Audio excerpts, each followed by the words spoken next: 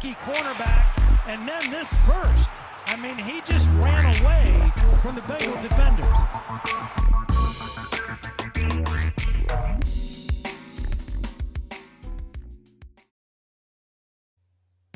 Good morning, everyone, and welcome to the Street Artist Steelers News Show.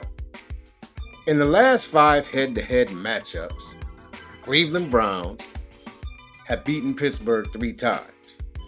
Over their last 5 head-to-head matchups, Cleveland has racked up 102 points while Pittsburgh has posted 100.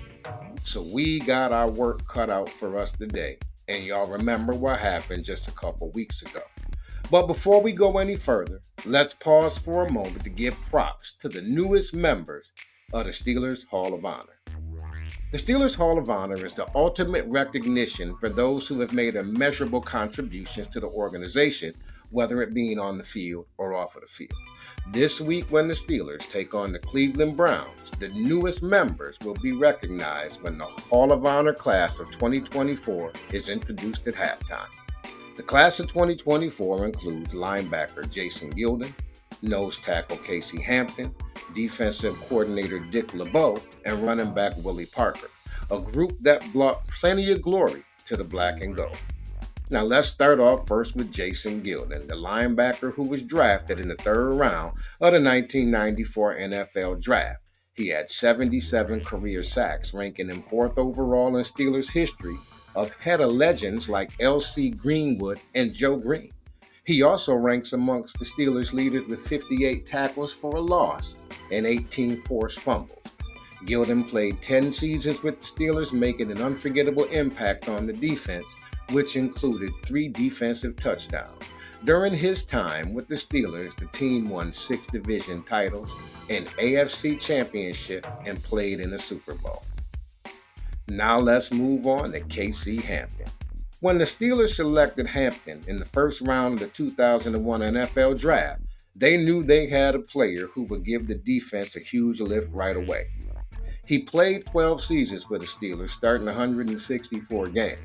He finished with 403 tackles, 272 of them solo stops, and 9.5 sacks.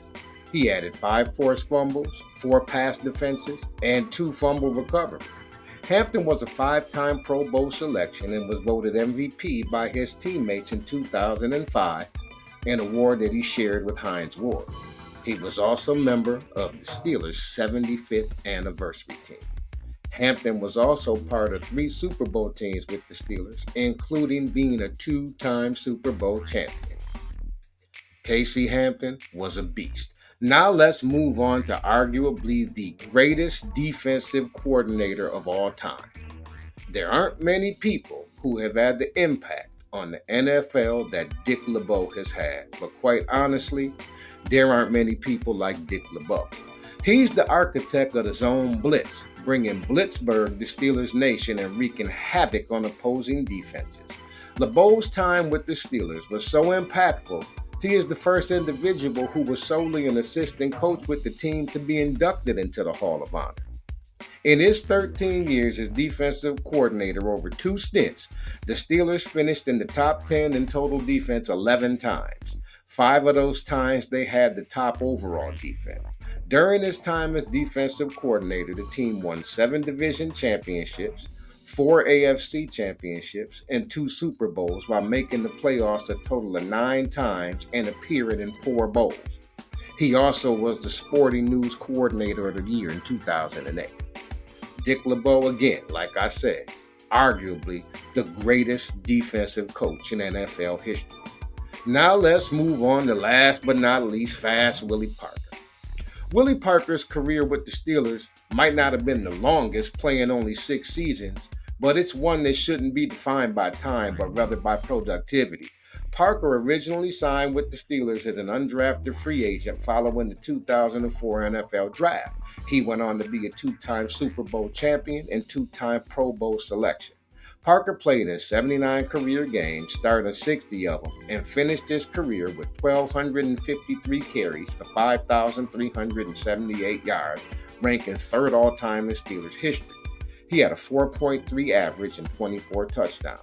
Parker also added 84 receptions for 697 yards and an 8.3 average, along with 5 receiving touchdowns. He had 1,000 yards 3 different times, rushing for 1,202 yards in 2005, a career high, 1,494 yards in 2006, and 1,316 yards in 2007.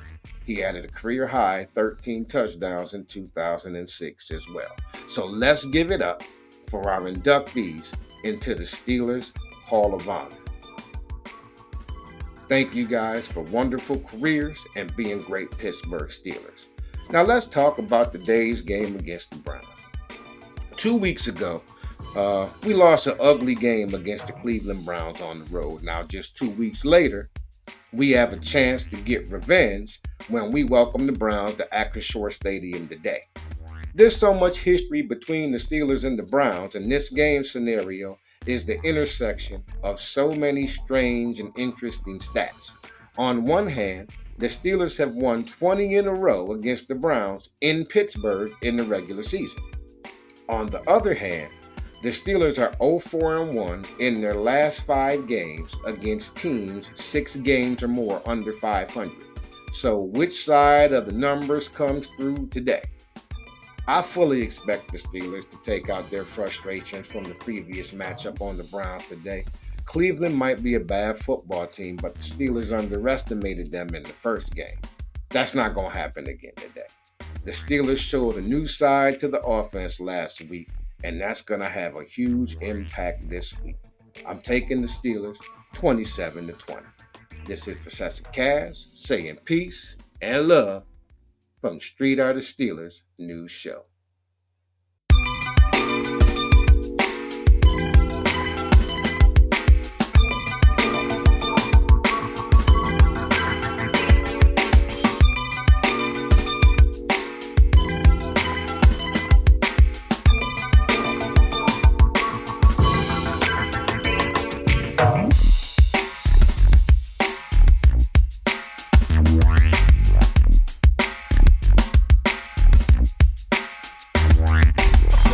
Cornerback, and then this burst. I mean, he just ran away from the Bengal defenders.